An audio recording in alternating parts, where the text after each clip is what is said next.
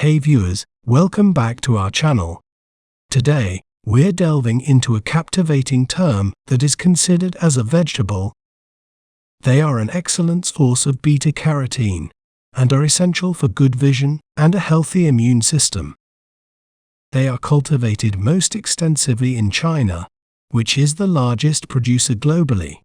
They are also widely grown in the United States and Russia. Well, how do we say its name correctly? We may pronounce it as carrot, carrot, rit. Remember not to say rot in the end. Carrot. Carrots are versatile and can be enjoyed raw, cooked, or juiced. They are often used in a variety of dishes, from salads and soups to cakes and smoothies.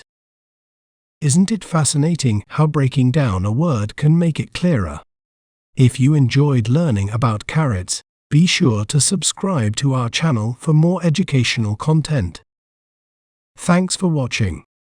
Remember, knowledge is power. See you next time.